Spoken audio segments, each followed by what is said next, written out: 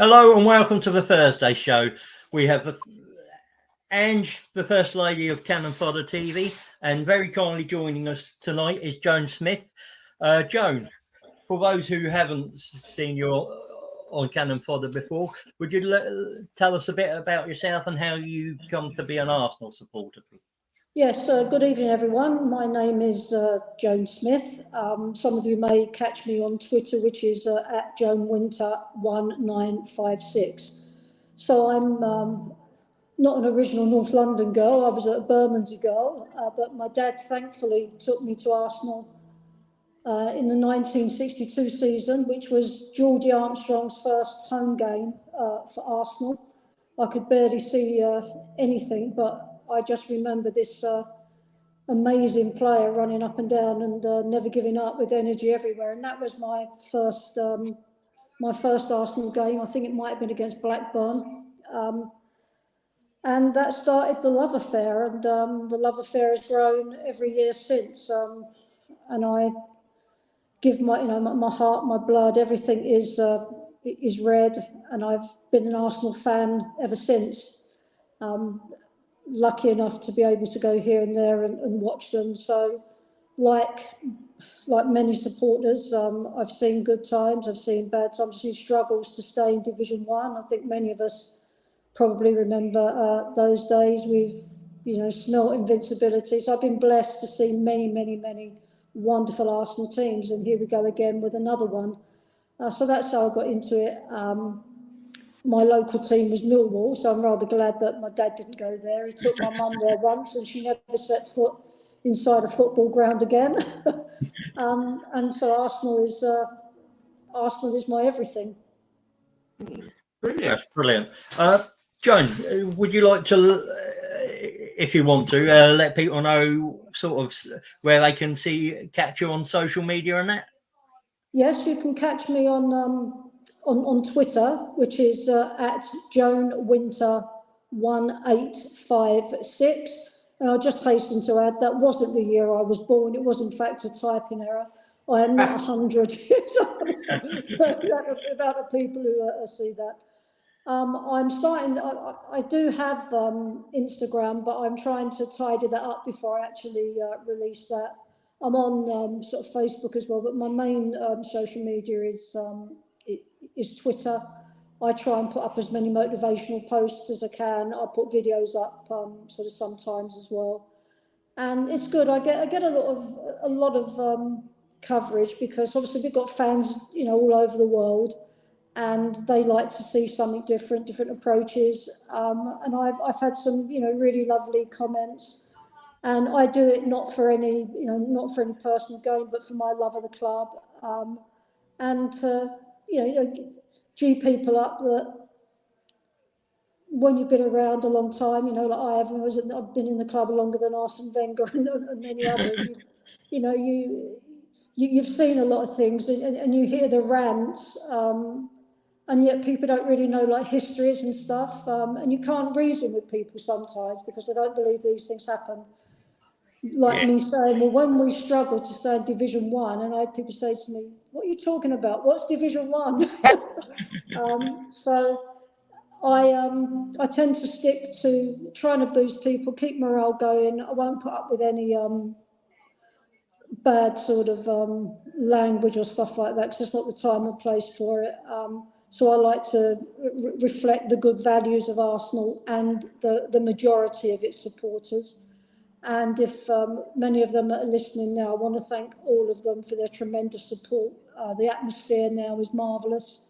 When I was at Leeds the other day, despite the display, everybody was in good, the delay, everybody was in good voice. And it's really good to have that feel-good feeling now amongst fans of all ages. And that's really good to see. So those fans who are listening and making that effort, I really thank you from the bottom of my heart, because that's the old Arsenal. Not what we saw a few years ago of hatred and sticking knives in each other's backs and stuff like that. It's got to stop, because it doesn't do the club any good and doesn't do. We seem to be going in a better direction now. A better connection there, isn't there? Yeah, it's much better connection, and you're seeing it more with the players as well. They're very receptive now to the chants from the crowd. They're coming sort of closer to the crowd, which is very, very good. And the fans appreciate that. And we need to keep that going because we're the 12th man, the crowd are the 12th man. We shout for them, we cheer for them. And it's really good to see that as a team, if somebody makes a mistake, they're all picking each other up. A few seasons ago, it wouldn't have been that way. Their heads would have dropped, chins would have dropped, crowd would have been on their back. But we're as one now, and that's how you've got to be. You're with you through good and bad. You're with your team. You pick each other up, you dust yourself down, and you go again. Yeah. Right. So the first subject tonight, as we know, we haven't got you for long because you're in rehearsals, is Reading. So we played Reading ladies on the weekend, and our team was Innsberger, McCabe, Catley, Wubbenmoy, Weinrauter, Miedema, Volti, Little, Ford, Blacksteinus, and Mead. Reading were Burns, Elland, Cooper, Evans, Mitchell, Primer, Rowe, Van Hiver, Harries, Dowie, and Woodman. What did you think of the game, ladies? I mean, I only caught snippets of it, but I mean, to me, Brighton did play very well, and you have to, you have to note that so we gave everything, but sometimes you give everything, but the other team edge you, and Brighton did that for the 90 minutes. So I can't really comment on too much. So I didn't follow that. You didn't see the whole of the game. That's fair enough. Ange, yeah. And you? Yeah, it was interesting because I don't subscribe to all the sports channels, but I started off in the FA Player. I'm sorry, that diesel was useless. Then I went over to the BBC app, and there was a man and woman commentating, and I could really get into the game. It was interesting, frustrating. Well, I mean, let's be blunt. After we'd had the Leeds one, which actually I thought was a really brilliant game on its own merit, and I just thought, oh gosh, here we go again. But yeah, I think that because we reviewed Reading last week, and I tried to do some research, and actually, I really underrated them. And I think they played a really good game. But obviously, we got the better of them, be it 1-0. We won, end of. But I mean, are they bottom at the moment, Reading? I didn't. Yeah, they're still bottom. Yeah, I mean, I did get to see some of the game, and our passing seemed off. We created chances, but do you think any of that could have been down to the international break? And it was just finding out rhythm, possibly. Maybe. I mean, there's been a lot of like for the ladies and the men, there's a lot of games going on at the moment, aren't they? And they had that eye on that game against LYON as well. So you don't want to. I mean, to me, every game in an Arsenal shirt, you give your best, no matter what it is. But with an eye on that game coming up, sometimes you just do enough to get across because you don't want to take many injuries into that next game. Yeah, I mean, what actually surprised me was I looked at the stats earlier on, and we had more possession. We had over double the passes, and the shots. It was just, and the shots on target. It's just that we had fewer shots on target than the actual shots, so the percentage wasn't quite as, or efficiency wasn't quite right.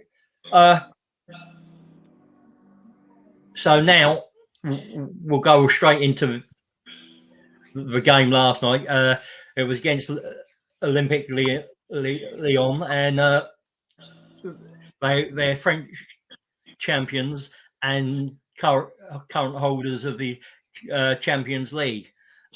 and it was in their hometown, and I know they were missing some of their big players, but we had the two centre backs, Raphael and Williamson, out, and so I think on balance of it, that probably the teams were a little bit more balanced. What did you get to listen to any of the game or see it? Again, it was for me. It was the highlights of it. But like you said it there, that this happens, that you lose one or two key players, and that's the price. But again, you can't take anything away from Arsenal's performance, because the ladies were really, really outstanding. And that's a big scoreline, as we sort of said earlier, bearing in mind that little wobble a couple of weeks ago, where we didn't, we weren't at our best, and then we turned it around again. So that's it's a good result against the champions, 5-1 away from home. You can't ask for more really from your team. Ange? Well, what can I say? Yeah, I've got to watch it on TV. It was just amazing, actually, and fair play. LYON women, as we know, they're Champions League holders. They're a good team, and like you said, Richard, they had key players this year, so did we. But I think more importantly, the players that we used, and I'll go back to someone that I particularly want to see more game time, and she's going to get it at the moment, is Lotta. I really, and she did a good job last night. Yeah. As they all did, actually. I don't even know who was player of the match. I think they were all so good. Yeah, we had two players who scored a brace, which was Ford and Beth Mead. Yes. And I mean, from what most of it, I watched the commentary about, and I have watched the highlights today because it was the lads' night and we were all around the table. But I was keeping an eye on the commentary, and from the commentary, it seemed that it was we attack, they attack, and again we seemed a little wasteful. And again, looking at the pass at the stats, they had a little bit more possession, but I'm assuming that's because we scored more goals, so they got the ball back a bit more. But our passing was a little bit down on what it usually is, and I know there was another player there that you've seen had, and you've had a few things on, which were Jordan Nobbs, wasn't it? Oh yeah. And you've seen a few discussions a bit round about whether she should be starting games. So I'll pass that over to both you ladies again, and before dipping into the chat. Yeah. My biggest social media platform is Facebook. A bit of Twitter. I do a bit of Instagram. Instagram more for a photography thing, but yes, and I'm actually on the Arsenal women's site on Facebook, and Jordan's quite rightly. We appreciate that she's come back from that injury. She needs to be integrated back in. I say it also integrated back to England equally, unless she plays the Arsenal games. Serena's not going to look at her, is she? Because that's how it works. And certainly, what I've seen her come on, I feel she needs more game time now. She's back. I'd agree with that. But she's been such a stalwart as well. She's a good player. Yeah. And when she's played, she was so consistent. And with competitions coming up, you want to be playing more minutes. Obviously, it's good to be able to. The old strength and depth thing comes in of bringing quality on, But you do get to the point where if you're sort of ready to come on, then you're ready to start. Sort of effort, I think she's worth. I think she's worth a start. Yeah, no, I'd agree entirely. Yeah, I mean, is it a case of that injury but Walty's been playing pretty well, that she's just got to bide the time until she gets that opportunity to get back into.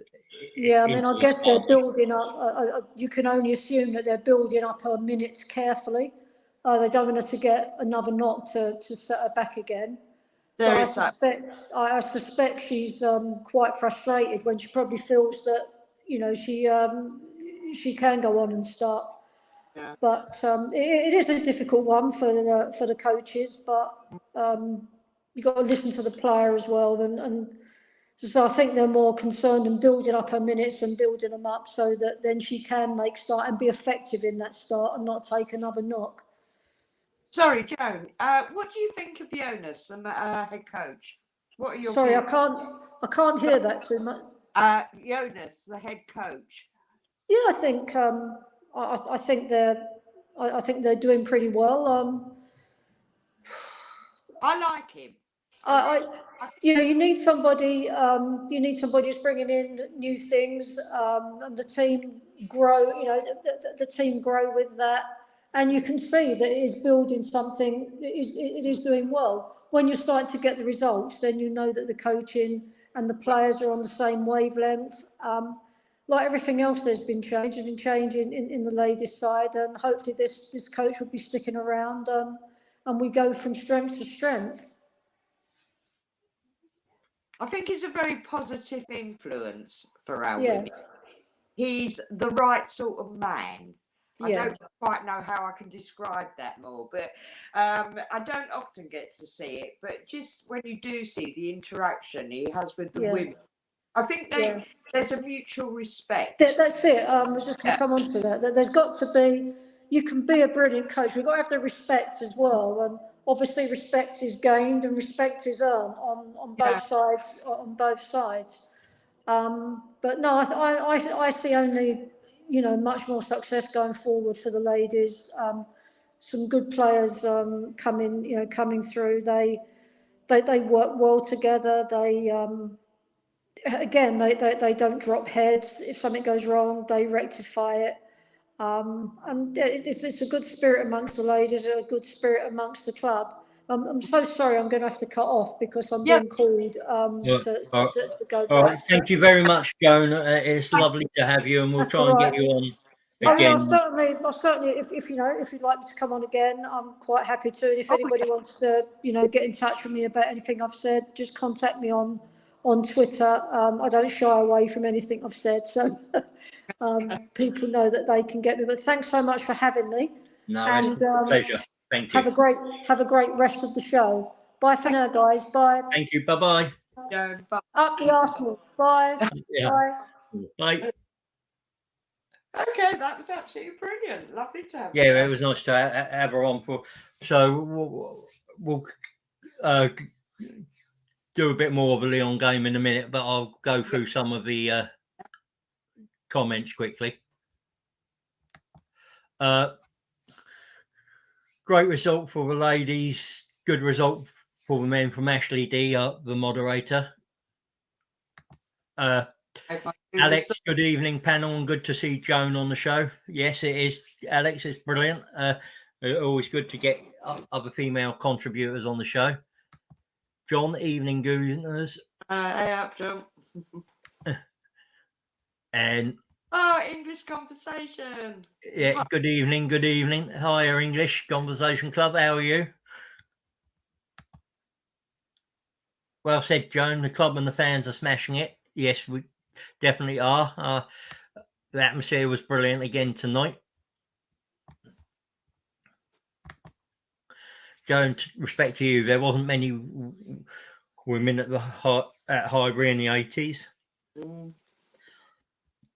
No, but it was a different era and a different time.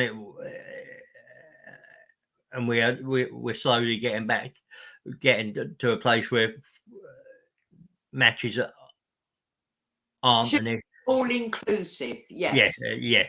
Sorry. Yeah. We've got rid of the thugs and the Yeah. uh, in most places. There's the odd, but you're going to get that anywhere in life, I think. Tired Gunnosaurus. Evening, everyone. Woo. Reception working on the train coming home from the game. Super result by all the super talented Arsenal players. Yeah, they got the result. Again, I think possibly just the efficiency in front of goal tonight wasn't quite there, but yeah, that how much of that is down to PSV getting bodies in the line and making it hard, or just not being 100% on it. It's just one of those things. But we limited them to a few chances, so it was not bad. It's great to see the women's and men's game playing so much attractive football. Yeah, and I think we've touched upon it before, haven't we, Ange? Where I think that technically there isn't anything in between them, men's and women's game. Your biggest difference, if you're comparing the English Premier League to the English Women's Super League, is the speed of the game. But technically, you couldn't. I couldn't personally tell them apart. It's just the speed. Yeah. But then again, the English Men's League is the fastest in any of the leagues out there. So, I don't know how you feel. Well, I'm going to agree with that. But yeah, particularly, and I'm seeing it more and more. And it's so good when, obviously, a lot of time I have to listen to commentary, but I get more chance to view the women's games. And dare I say it, because it's a slightly slower pace, I can actually see the technical skills, which are sometimes missed when I get to watch the men. Yeah, and the women, and once again, they're just getting better and better all the time, aren't they? And that was certainly in the Euros, and going back to last night's game, it really was a wow. Yeah, you're always going to pick holes that they should have done that, but bottom line, they got 5-1. It was amazing, and it's the way they done it. And towards the end, like that cheeky little one from Beth, it's just brilliant. Love it. And is there a correlation between the men's and the women's game improving over the last couple of seasons? Do we have to praise the board for making decisions in all areas? I think the women's game in general over the last few years has come on leaps and bounds. For Arsenal, we know that the men, the women's, and the under 18s all get to sort of train in the main training facility at Colney. So I'm sure they push each other and challenge each other and talk and look at each other to see where they can improve and what they can improve upon. And I think that's only good for the club. And yes, the Concays and the board have been proactive with both teams and then brought 2 young managers in and to back them both. So that can only be good for Arsenal in general. And anything for you, Ange, on there? Well, I think you said it all, really. Yeah, we've all had the issues with the Cronkies, but oh look, they're putting up the cash now. They're listening to Edu. I mean, sorry, I'm talking about the men firstly. They're listening to Edu. They're listening to Arteta. We've got really well. We just created this amazing squad now, haven't we? All that toxicity's gone. These guys are really getting on well. And going back to the women, because once again, we're getting more coverage for the women now, and also what goes on behind the scenes. But as I went back to LYON, he's got a great. He's very positive. The women's are very positive about him. Obvious, their signings. See, the thing is, we never know about that. These women just appear, don't they? We Yeah. don't. Yeah, it's like by magic, they just appear. But I'll go back to the newest one in a minute. But certainly, you know, where we've had Raffaele, and it's such a shame she's injured, but fabulous signings. Stina, big fan of Stina. Recent signings. The newest one was Shane. Yeah, so I'll reserve judgment on that one. But yeah, I think on both sides, it's getting better, isn't it? I think. Well, Yeah. we've got up with it, haven't we? But yeah, I think it's getting better. Yeah, I think it's. Do you think having world-class players like Miedema, other players are stepping up? I think it does, as with the men's and any team. If you bring winners in and players that have are that step above, they drive everyone else's standards up, just because that's what they demand in the training. And if you're training at 110 miles an hour, you're playing at 110 miles an hour, and that's, I mean, do you think Mead and Miedema and players that have been brought in have stepped up, made the other players step up? Yeah, so I'm just looking at that because it's so different with the women, because you've got so many internationals there and such quality. I think that it's a great question, but I think that applies more to our current men's team, because we've seen just getting the likes of Jesus in. What he's all right, we know he ain't banging out the goals at the moment, but that's another story. But the quality and how he, just basically the way he plays, that it allows to get goals. But I think for the women, it's very different, because we've got a lot of international. And basically with the right, all right, they have some off days, but with the right coaching and I think their mentality, they just gel. They know each other. Yeah, that's what I'm trying to say. I just think the women, it's a bit different. Russ Morgan, evening Russ. I think I've seen you over on the Hybrid Squad a couple of times. So great to see you over, and thank you. thank you for commenting. Tired again? An interesting one. This is Edu and Arteta deciding the transfer policy for the men's. Who is it for the women's game? Is it Edu and Jonas? I'm not sure. Ooh, Do they have idea? Couldn't tell you, because once again, that's all kept a little bit quiet, isn't it? Yeah. Is there a director for football for the women? I'm not sure. I'll tell you what, Tired. I will check that. Go and check that later, and I will get back to you on one of the in that patch.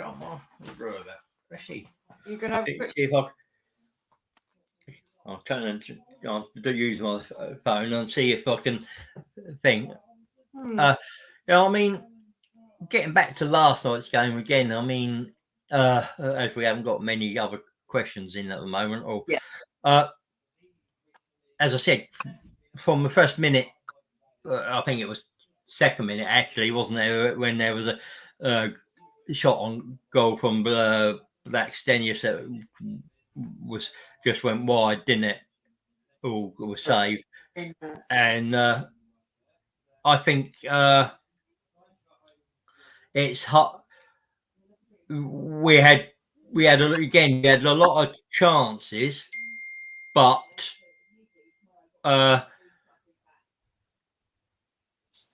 probably didn't make as much of some of them as we could do. Sorry, one sec. I just need to send something over to you, Richard. Looks like we've got somebody else. Can you keep talking, Richard? Because I just need to do something. That's all right. I'm just, as I said, I'm trying to answer it. Towards I'll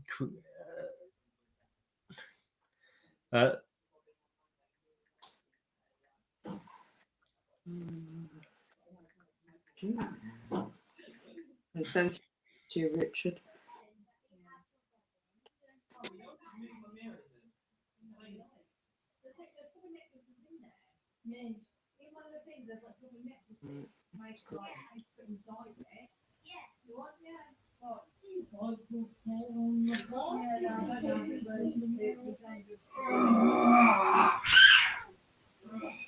Right, so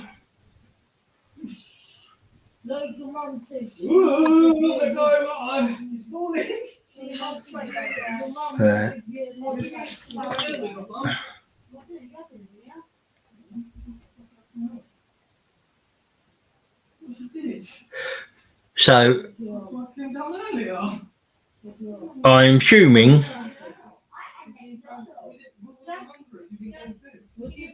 there is a gunner's head of women's football, and that is Claire Wheatley. So I am assuming that she does and there's a people director, Karen Ann Josephides, and I'm assuming that they're the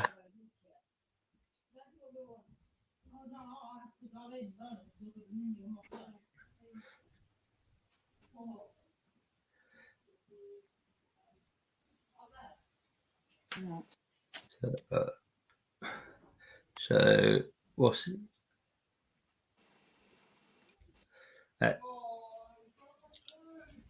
is this somebody who wants to? Yes, this is from the Arsenal women's group. I didn't quite realise that he wanted to come on. He's just sent me a message. So He wants to come on now, does he? yeah, let's get him on. I didn't. All right, I'll send him. I can Sorry. invite him. That's easy enough. I can. Oh, okay, brilliant. Sorry about that, Richard. That's all right. It's no problem. It's easy enough to do. You. So.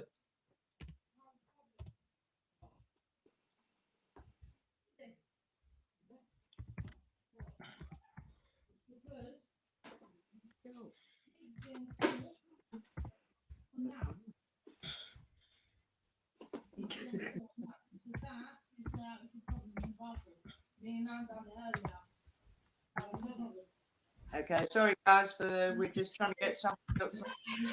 We're trying to get another contributor on. Yeah. Come on, hopefully.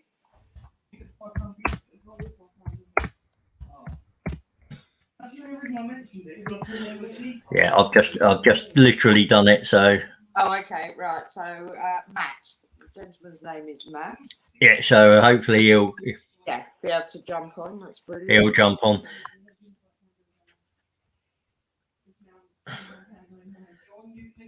Tired says, I sometimes go to Bournemouth with my kids to watch Arsenal women, and I am convinced some of them can play in the men's Premier League game easily. What's your thoughts on this?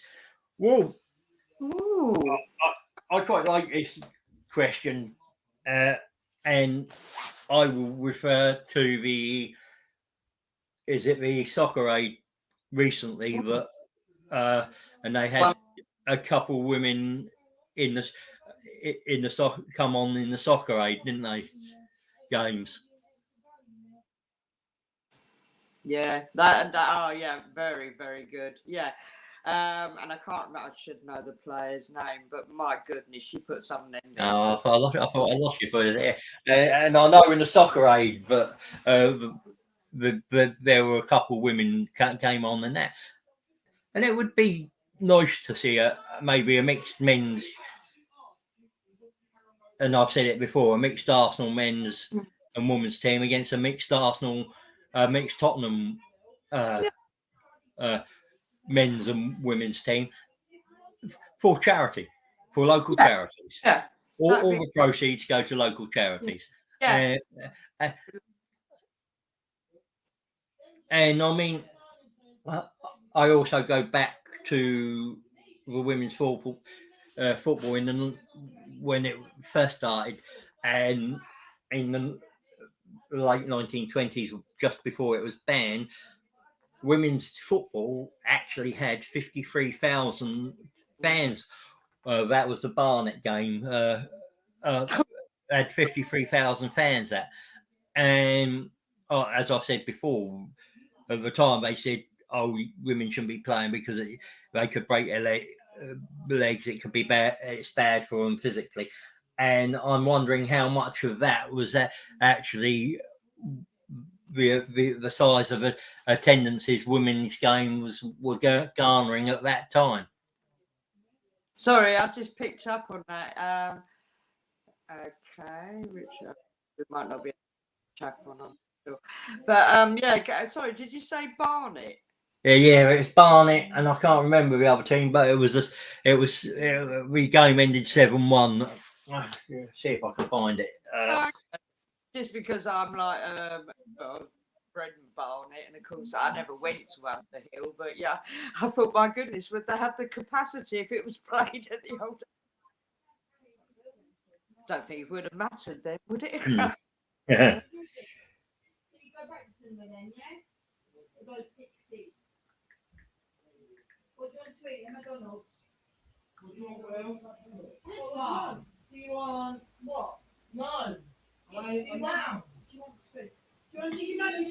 Yes, sir. Just try and find it because I'm sure it's on the FA site.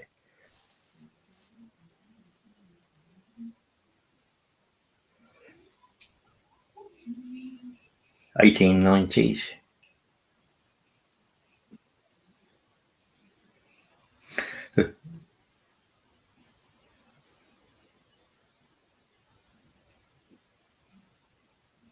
Yeah, it was match with St Helens Ladies on Boxing Day 1920. Had 53,000 inside Goodison Park, and thousands locked outside. Wow. Yeah. The FA banned women's football from its club's grounds, but assumed that football was quite unsustainable, which is because I've got a book that actually says they told the people in charge not to do it, allow women's, because it wasn't safe for them to play football, but it was dangerous for their health, but I'm looking at that as maybe that, and that they were frightened that it might overtake the men's game. I mean, you're looking at here in their own site in the 1890s, they were attracting gates in London of 10,000 to a game. So it was obviously popular.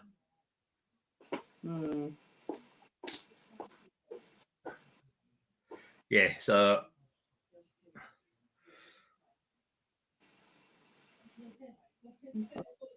yeah.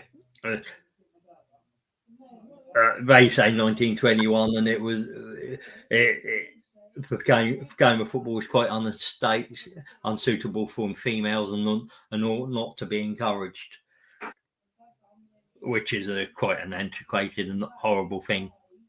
Well, But yeah. I mean, going back to that, as I said, it was Claire Wheatley, I believe. I have sent the email, so he should have received it. yeah, he's saying he's not received it. I'm just double checking that I've typed that properly because I did it a bit quickly. Yeah. Yeah, just bear with Has me. he got a? Has he got a?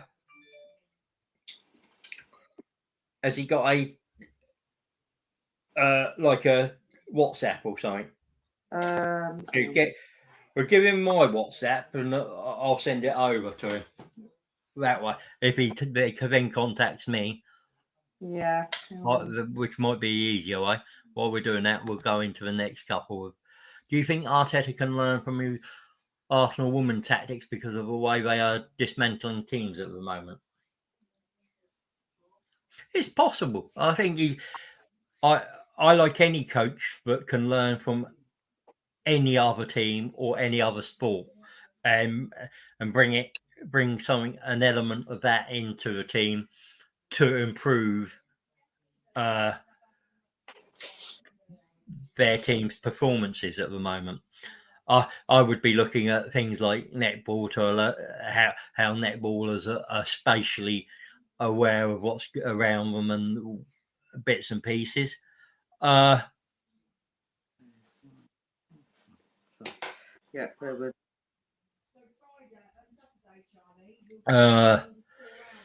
So I'm not. So I think it. Yeah, I think if you talk to other coaches in other sports or other teams, you can always pick up something and think, yeah, I can tweak. I could use that to improve. Will he? That's I don't know, but I'm sure he doesn't seem to be the closed mind sort of person. He seems to be quite open minded and quite open to ideas and trying things. So I don't see why not.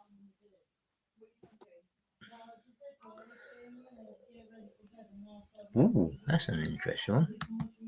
I've got one here from Card Gunnosaurus again. Do you Arsenal will win Champions League this season for second time? I think you mean the Europa League. It is possible.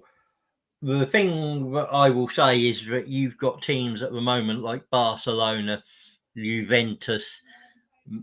Is it Inter Milan or Shakhtar Donetsk? They're just some of the teams that are going to be dropping down into the Europa League. So it's going to be very hard to win the Europa League this season with those Champions League teams dropping down in. Fortunately, we're not going to have to play them until around the 16 if they get through the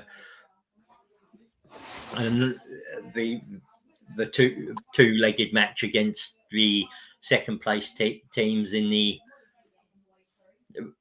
Europa League. But we can be one of the favourites. There is no doubt about that. So I don't see why we can't win it. It's just going to be a lot harder this year because you're going to have Champions League quality teams dropping down who may eye this as a decent trophy. Oh, okay. Sorry to interrupt. Right, Matt is watching as well. Okay, Matt, you're in the chat, mate. Do you want to say something in the chat while we're trying to get you on? Yeah. So right. So he's given me the phone number, so I don't know if we can do it via WhatsApp. Yeah. Right. So I've just seen you give that to me. Yes. What I'll do. I will now go and add him to my. Okie dokie. You're the technical whiz kid. So, Matt, what's the last name? Lorimer.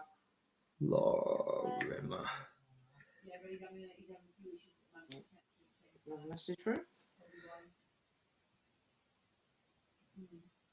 No, it's not Matt. Here he is. Right, so what I've done, and I'm going to go in. Oh, okay, cool. I'm going into that. Copy. And then I'm going to send. Where is it?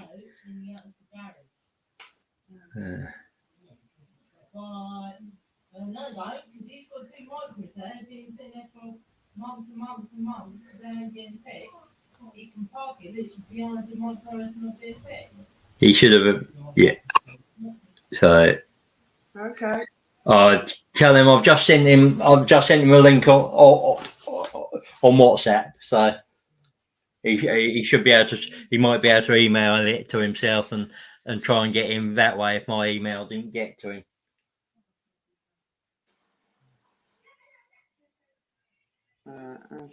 Hopefully he can come to us. Right, sorry, where were we after all that?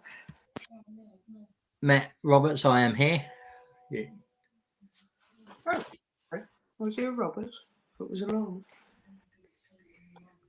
It might be that that's he uses that as a. Oh, okay, right. Yeah. Okay, good evening, Matt. Anyway, while you're on chat, Matt, did you get to watch the women's game last night?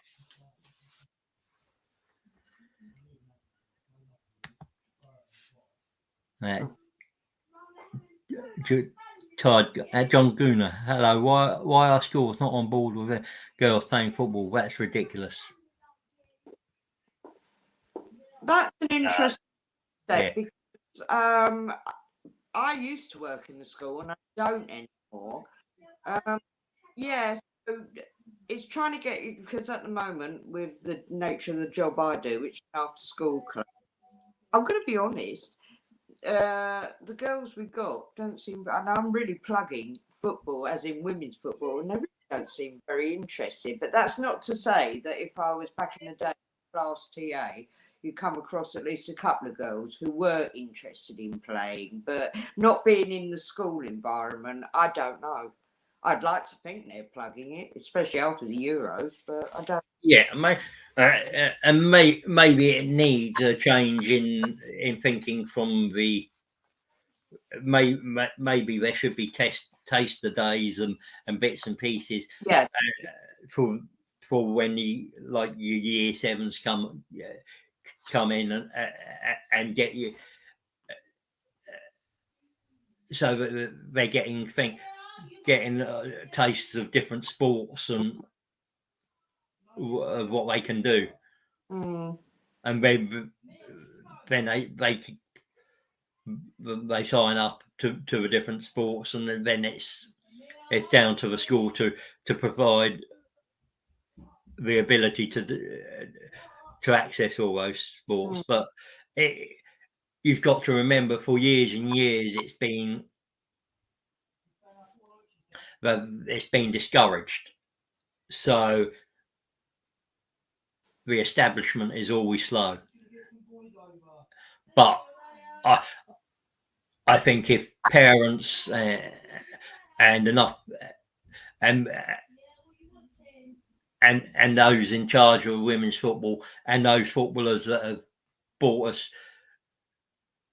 such joy over the last few months put the pressure on, it should happen.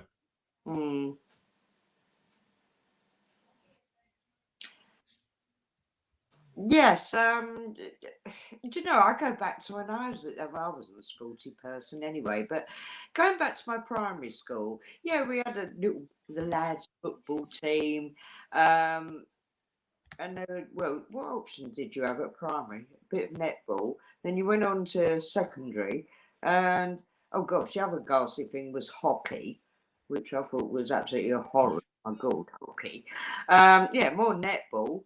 And all right, there were some athletic sports, but yeah, I mean, that was it really. I think generally, I think there's more available in sports for the girls now, but yeah. It's plugging I mean, when at my primary school, we had a girl, Lisa Knight, on our team, and she was good. Mm. Uh, and there was probably, and you got to think that's back in the mid-70s, but that was the only one. Mm. But as you got older and went through through the years and up to secondary school and that, there wasn't, and there was a segregation of the sports, which is ridiculous, but it is what it is, I suppose. So I have sent that invite to. Okay. Hopefully he'll be able to get on Yeah. because we'll go. Ooh. Who's that? Last season, Arsenal were beaten by Barcelona. Do you think Arsenal have improved this season to compete? Oh, you mean the Champions League, the women's? Yeah. Yes, very possibly. Right, there's Matt. I'll add him to the stream. Oh, Hi, Matt. Hi. Nice to have you on. Nice to Brilliant. meet you too. I don't know what's gone on wrong, but I've had to use my phone to come on. For some reason, it's saying that StreamYard's not working on my computer, so I don't know if Oh, that's the problem. Yeah, it might be the what browser were you using? Yeah. Chrome. Oh, it's then it should Should have worked. then it should have worked. Mm. But what do I can't remember what one I'm on. Yeah, because I'm using I'm using Chrome on my one, so it should work. But We have to. we'll get it sorted for next time. And nice to meet. Do you want to quickly tell people Yeah. a bit about yourselves before Yeah. we? Yeah. So I started following women's football during the Women's World Cup in 2015. I've always been an Arsenal fan, so I've been keeping an eye over on Arsenal, but I didn't actually properly get into women's club football until lockdown, and just from there it grew and grew, and now I go to a lot. I've gone basically most of the UA games and follow the team around as much as possible. Brilliant. Well, brilliant, yeah. So I am. Well, yeah.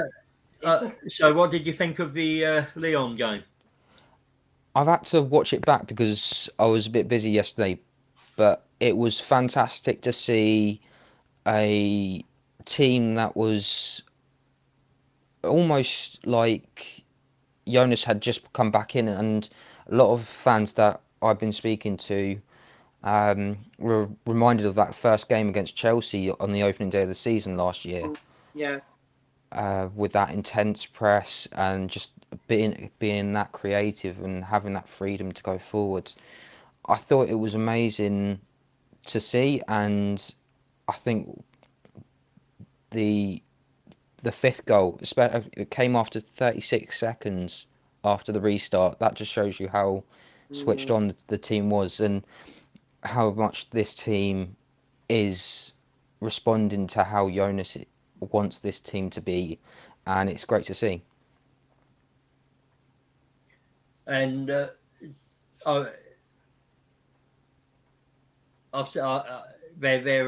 doing more games at the Emirates for the women's this season. Do you like that, or do you think Meadow Park is a better home for them in sense of It's a difficult history? one. Yes, it's a difficult one because I think the penultimate goal is to have all the home games at the Emirates because Meadow Park will eventually be too small. We're seeing a lot of numbers from the women's European Championships and that overflow. We saw during Ajax the away support was tremendous and getting us over the line to get us to qualify for that. And it's the same. There's a lot of Arsenal fans that aren't just following from the European Championship. There is a general love for the fan base and the players as well. I've seen fans from Netherlands. I've seen fans from the US. There's been so many fans just following the team because they actually enjoy the women's football, not just it's Arsenal, let's go and see. I think the end game will be at the Emirates. It's just I think the lease up at Meadow Park is the 2023-24 season. So around 2024 we'll probably leave, or that they might extend it a little bit because of that little partnership that we have. It's helped Meadow Park grow their stadium quite a lot, considering that it was.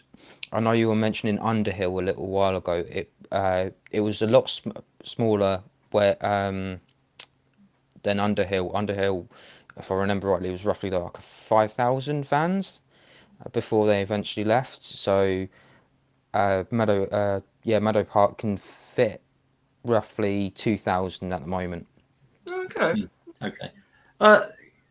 I know you just spoke about the Ajax game. To me, there didn't seem to be that many fans there, especially maybe the camera angles didn't look to only saw about 6,000-7,000, and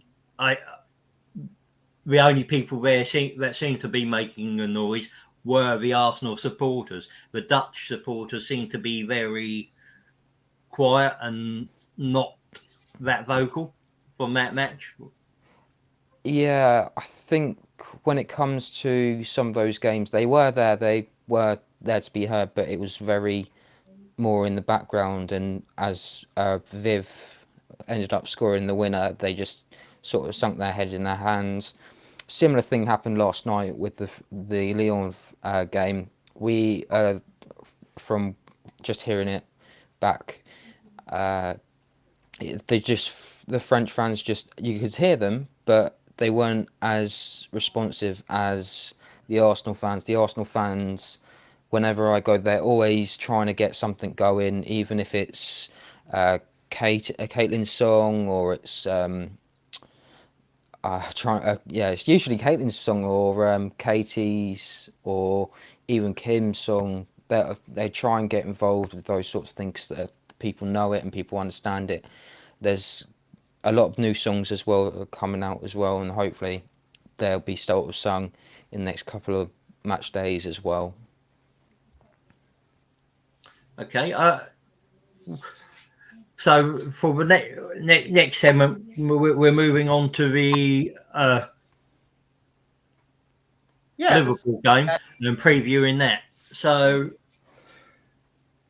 I'll hand it over to you two. And what are your thoughts on what would your team selections sort of be, and what do you think Liverpool are going to offer as a threat to us? Can I just actually before we do that, I've Yeah. just done a general, well, basically on Wikipedia, and just I find this quite interesting because, to be honest, I don't know a lot about the other women's teams, but Liverpool Women, founded in 1989, they had a couple of name changes, but this is really interesting. First English club to offer all players full-time professional contracts prior to the 2013 FA WSL season. So I thought that's interesting, isn't it? And their current manager, who's basically gotten back into the WSL, so obviously he's heading in the right direction. And to be honest, I'm not going to read them all out. They've got some interesting players. We could come back to that afterwards. I mean, all I can tell you, they're currently 9th. Played 3 games, won 1, lost 2, goal difference -3. So, Matt, it's always a bit hard to judge with Jonas actually, but who do you think is likely to play? I think we'll see a similar side that we saw against Lyon. I just think that maybe it's difficult because Frida played so well in that game. Do you rest? Do you swap Frida for for Viv, and then have Viv as the normal partnership that we see for Yeah. Stina and Viv and Caitlin and Mm. Beth. I think that'll be the only change at the moment. Liverpool have some good. They've brought some good players in. They've got Julie Flaherty, who used to play for Arsenal. Yeah. They have Shanice van der Seyden, who also won the European Championship with Netherlands in 2017. She's also used to play for Wolfsburg, so who were playing tonight and won 2-0. I think she's injured at the moment, so she won't play at the moment. They've also got former Arsenal player Carla Humphreys, who doesn't really play that much, but there is a side to Liverpool that you don't see a lot in the WSL. Their problem seems to be at the moment that they can't score in open play. I was there at the Chelsea game on the opening day of the season, and they didn't look like they were threatening from opening play, although they did win the 2 penalties in the end and win the game. Even in the Merseyside derby, they just couldn't string anything together, although they have played at Anfield before and lost, again, funny enough, to Everton for that one. They just need to find their rhythm, and when we played them in the FA Cup, it was very, honestly, it could have been 6, 7, 8, because they just weren't ready, and they still look like the side that they are semi-ready, but then Yeah. not there. But I think they'll stay up, not a problem. But I think at the moment, as things stand, as much as Matt Beard has the experience, I don't think that they are gonna offer a lot against Arsenal. I think, considering how Kim Little played as well last time out, and as well against Lyon, the way she controlled that midfield, it'll be interesting as well whether or not, because again we've got that makeshift defence with Catley playing centre back. It's going to be quite hard to decide if they're going to offer any threats especially in the air. I think that's where they're going to try and hurt us or try and get the balls over the top. But I don't think they will. I'm expecting Arsenal to win, and I think it will be similar to what it was in the FA Cup last season, 3-0. Okay. 100. Yeah, I mean, from my point of view, it will be interesting to see whether he does make that change with Miedema coming in or not. But as I alluded to earlier in the show, what I've seen in the last 2 games, but after the international break, was a loss of fluidity in the passing, and the final pass maybe not just there. Is that? Do you think that's just down to that international break, and or is it something else that's been an issue in the earlier 2 games, but I didn't actually notice? Well, the whole team didn't actually train together until that Friday, so they had a Friday, Saturday training session before the game on Sunday. That didn't really help, and not Caitlin, Steph referred it to in her interview with Arsenal on Arsenal, to say they were trying to get back into fitness. Lotta was helping Steph quite a lot as well with getting into those positions at centre back as well. So it was going to be a little bit of time, but the fact that the team stepped out with no fear against Lyon and just played them off the park was just immense, and it does show you that maybe a couple more of those sessions helped along the way. And I think though Liverpool have had a few more training sessions, they might be up for it, but it'll be a case of can they try and exploit the weaknesses at the centre half positions. That's fair enough. So, be- before we finish, because I've got Mr. Arsenal podcast has come on. I think that's Ryan saying evening, everyone. Quick question: do you see, for both of you, do you see the women's game getting to the levels of support that the men's game is at the moment within the next, say, 5 years? Gosh, if I'm going to be a lot of it actually, and it goes back to, and we're going to do, this is going to be a show on its own. Yeah, all right, they're called the WSL, the Super League, but it's basically if Sky come in, BT Sport, whoever's going to start, and they can show on these sports channels, and people are really, because it's like me, I don't subscribe to these sports channels, so I take the freebies, BBC, Dan, Arsenal at. But once Sky and BT come in, that could make a big difference. Well, it will, I'm sure, and I think, well, we've got World Cup coming up as well, haven't we, for the women? And I'll tell you, if England women, and then sorry, it is about England women, obviously, if they go and certainly get to the final, the viewing for that, which once again has that wonderful knock-on effect, doesn't it? So yeah, in 5 years, I don't know, it's a hard one to gauge. I'd like to say yes, but it's a hard one to gauge. Might take longer, I don't know. What do you feel, Matt? Well, we've seen that the WSL has exploded with record numbers in attendances, and it's not just the same teams, it's playing the games against your rivals and having that consistently. Again, maybe looking back at Arsenal, I think in the next couple of years with the move to the Emirates, that will help quite a lot. We might get similar numbers as we saw against LYON with about, I believe it was roughly around 11,000 fans there. But there's a room for it to grow, and that's good to see.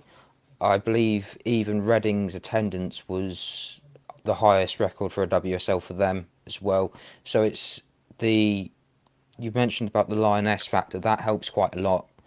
And we already have some of the best players in the world over here. So, and we brought more of them over in the summer as well. Bo Cannon from PSG, she's now at Chelsea. She's playing tonight. If players like that are wanting to come over and try and test themselves against the best other players in Europe as well, so that helps quite a lot. And I can only see the only way was up. The only problem I do have now is that if it grows and grows, are we going to lose that fan factor that we have at the moment? Or we can get photos with the players, we can ask for autographs from them, because that's what's different from the women's game at the moment compared to the men's. If the only time you're going to be able to see, say, a Bukayo Saka or an Emil Smith Rowe is if you bump into them in the street, and it's not likely to happen, if I'm honest. So I see it growing, and attendance will be a huge part of it. And if they can keep going, I think we'll see a lot more growth and development. But the one thing that will hold it back is at the moment the referees are only semi-professional. So because they're semi-professional, they're not at the standard of where the league is or where the players are. So it would be nice to get before anything else, the referees need to be trained to be full-time, so that the games can flow properly. And then things such as, I don't at the moment, I like it without VAR, because VAR seems to have that tendency to have issues like we saw last weekend with the Arsenal Leeds game. But but I think eventually things like that we will see. It'll be interesting to see how they implement it, because they'll probably request that all teams be in their main stadiums or in bigger stadiums. At the current moment, that's not available to, say, Chelsea, because they play at Kings Meadow. There's just limited capacity, so then you're asking them to move from a stadium that they already own. But I think we will see the development just grow and grow from here. The World Cup's going to be a huge influence over that. A lot of the broadcasting rights have bidded too low because FIFA feel that the women's game is worth a lot more at the current moment, and I think we've seen just from the viewing figures as well from the European Championships that it's going to grow, and there's going to be a huge demand for it. Yeah, you were talking about the VAR a bit. I saw I can't remember the game now, but they were trialing the referees' mics to be heard through the game. Yeah. Do you think that's a good idea, and could that be implemented across every into the men's as well? I think it would be a good idea to maybe do that. I know they do it in rugby. I believe it's rugby union that they do it in, and you can actually listen to what the referee is saying on a radio. That I don't know exactly because I don't really follow rugby, but things like that will actually help a lot more, because even when you have those sorts of issues, such as at the moment with the VAR, like they've got I'm trying to think of one of the red card for Gabrielle at the weekend. That could have quite easily been stayed as a red card, and both of them could have been given a red card, if I'm honest. But it would have been interesting to know that sort of communication. At the moment, because of the standard of refereeing in the women's game, again, because it's not there, because they're not semi-professional, because they're only semi-professional, not full-time, so they can only do certain bits. But I think it would work. It's just a case of how you do it, and how else can it be worked into the game, and how much it can affect it as well. And just another thing with the attendances, do you think by actually, because I've seen some of the times for the women's games, sort of 6:45 on a Sunday evening, but by making them more accessible, do you think, and at better time, giving better times, that would help improve the crowd attendance as well? I believe so, yes, but at the same time, I think that there is an opportunity for them to turn around and say to the FA and UEFA that we need to stop with this 3 p.m. ban on matches, because it's a prime slot, especially on a Sunday. The problem with the 6:45 is it alienates a lot of fans. I know a lot of people that have families that go to these games, and if it's a home game at Borehamwood 6:45, they can't go because they've got kids that got school in the morning. So by the time they get back, it would be past their bedtime, and it's too much. As much as Sky have control over certain objects, I think as we see the more development, they're going to have a bigger control over who has what game. I know they've got the what game is it? The Tottenham game. The Tottenham game is at 11 o'clock, at 11:30 on Saturday. I can't remember who they're playing exactly, but then you've also got BBC. Have got a game at 12 o'clock. BBC do like a 12 o'clock game on a Saturday or on the Sunday, as we're going to see this week. But it's important that they try and make sure that it's easy to see for everyone, which is quite handy with the FA player, but at times it is laggy. It's going to have its own problems. but it works, and that's the main thing. If people, and it's a great way for people, especially overseas, who want to see these sorts of games but don't have any way of seeing them, they're going to be able to see them no matter what. If, say, in Germany there's one person, DNZ don't have the game,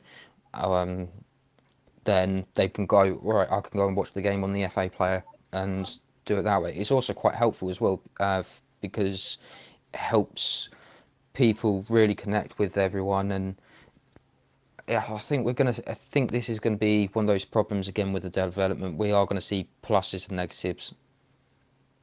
Right, cool. Some more from chat. What are your thoughts on Man United being top of the league this season? Can they maintain this? No. Sorry, that was short and blunt. No, they can't. I don't see them. They are notorious for bottling it at the last minute, and it's all it takes over the last couple of years is Man City to come in, or an Arsenal to pick up a run of form at the last minute, and just everything builds from there. I don't think anything's changed at Man United. The only difference is they've got a few serial winners in there with Nikita now moving on to United.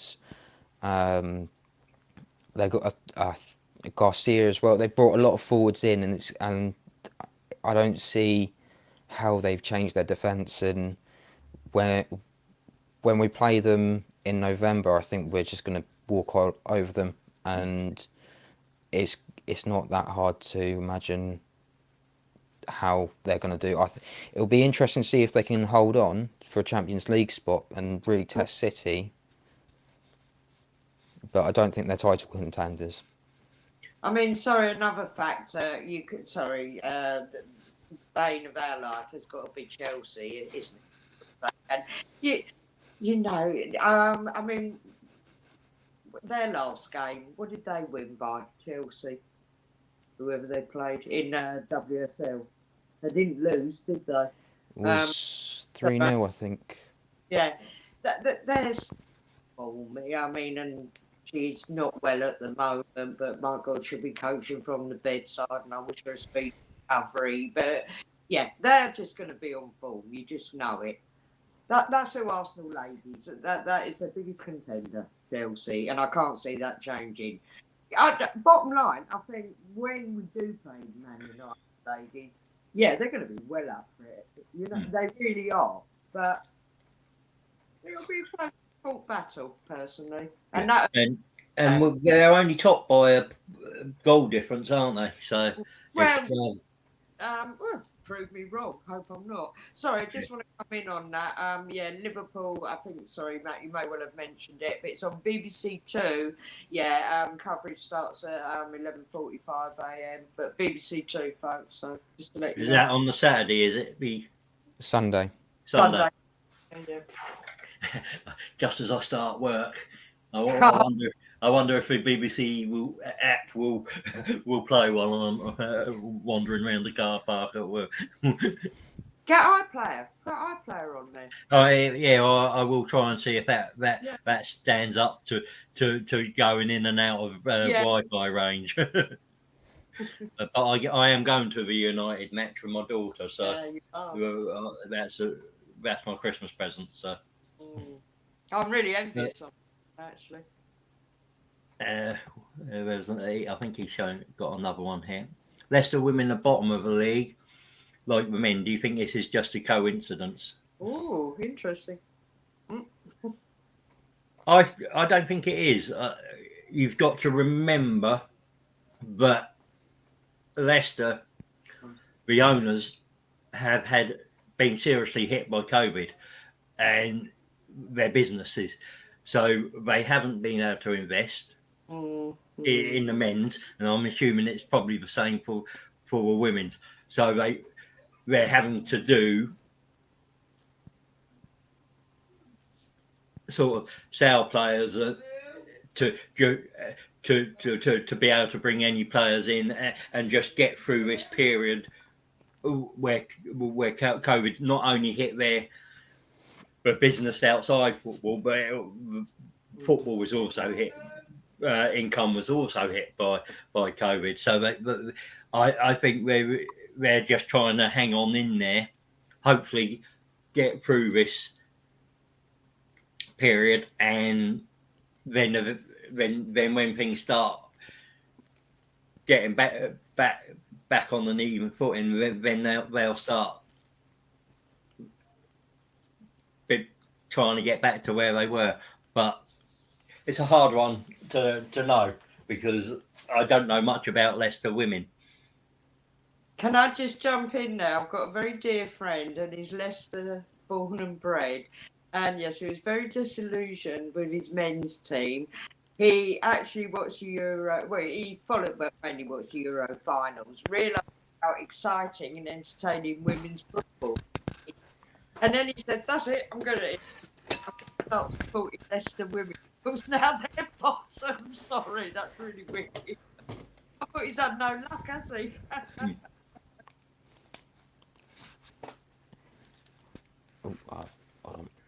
Yeah, with Leicester, it's difficult because at the current moment, they have a tendency to be around that bottom area, and it's just a case of making sure that they can win those matches. They have brought in players.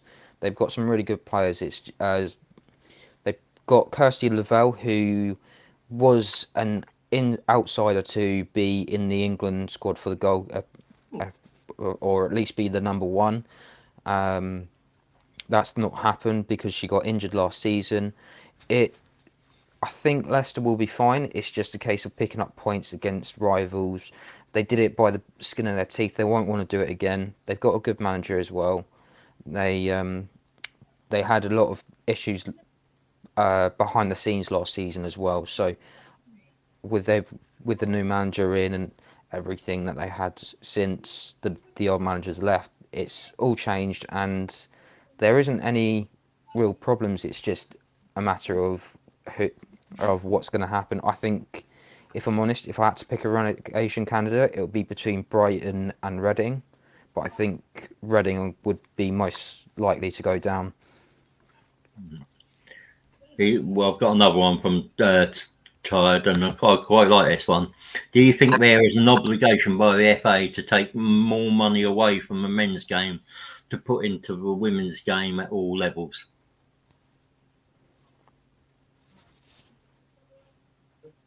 Well, yeah, I mean, it's a hard one. Sorry, go. I think the women's game at all levels needs funding, but I'm not sure that there's an obligation by the FA to take money away from the men's game to do that. I am sure that the women's game is well funded anyway, enough to be able to fund grassroots for women. And I would hope with club all club sponsorships that they could build their own grassroots and encourage grassroots in their local areas, and eventually having academies like the men's do, and we get to that sort of area where it's not an issue. But as I said, I'm not sure, but that's what I would have thought.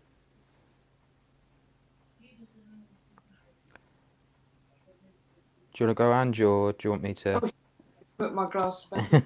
It's Tired again. He said, "Do you think there's an obligation by the FA to take more money away from the men's game to put in the women's game at all levels?"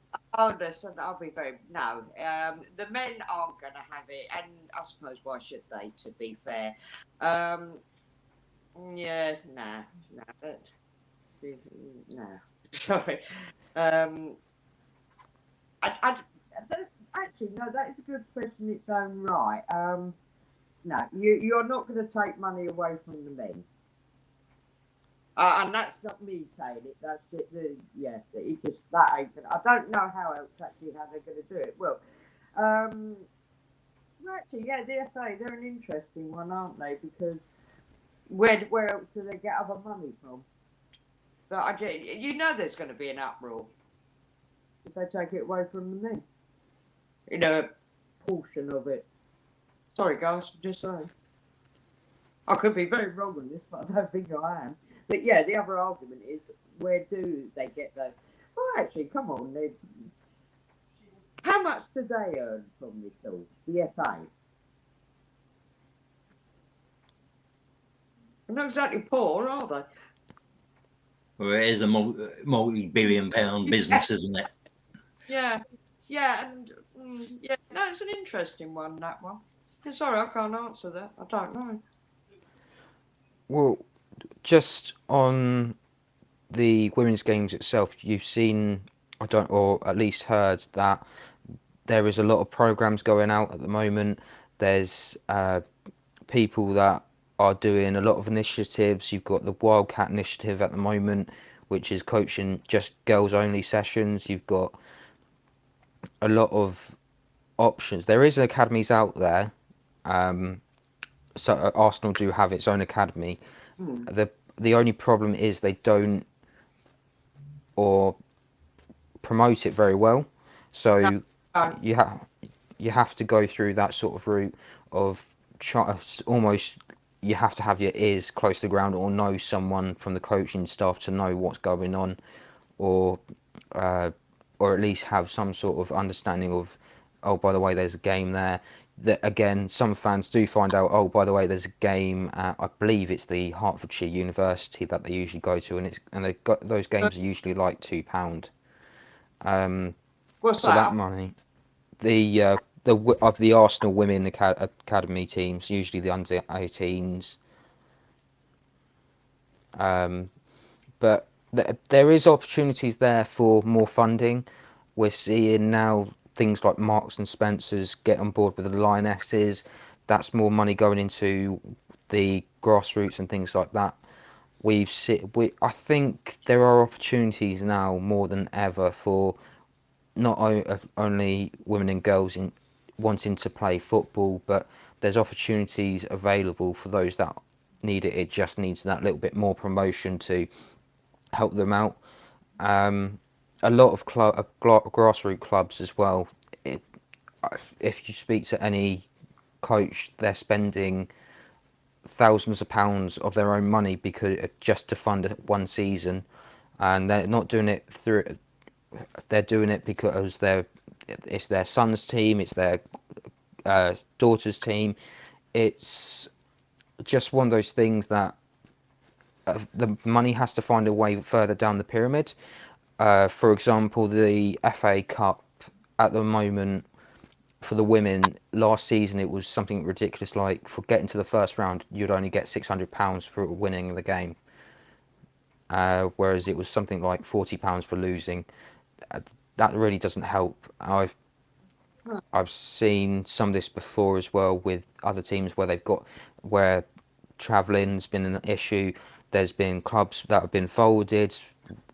One could be quite close already, and it's a real shame because that money does need to be filtered down into the lower leagues. There's just from trying to write a I think I wrote a piece a while ago about the football pyramid. There's 108 teams in that league, in the leagues, all the way down to what you would consider semi-professional, and one of those leagues has 13 teams in that league.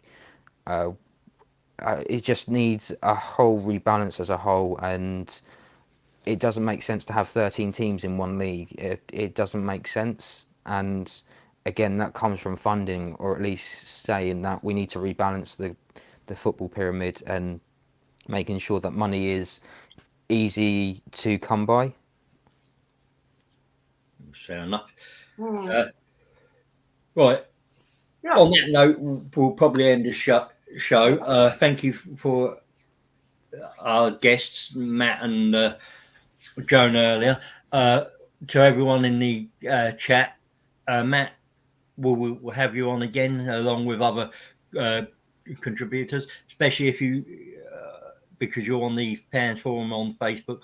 Any ladies that would are welcome on here to give Ange, and we'd like where I can just sit in the background and sort of just be throw out the odd question like today. And as I said, what I'll be hoping to do is next time is throw out what we're going to be and give you a better idea of what to expect when you come on, so you can be better prepared. Okay. Yeah. Sounds good. But anyway, All right. yeah, Thank you very much for your time and popping on and giving us your support tonight. And thank you, everyone. Thank you, No Ange, worries. and we'll see you soon. And I'll message you later on in a week on the WhatsApp, just so that we can catch up. Yeah, Right. cool. Sounds Take good. care, everyone, and Thank that's you. it for tonight. Thank you. Thank you.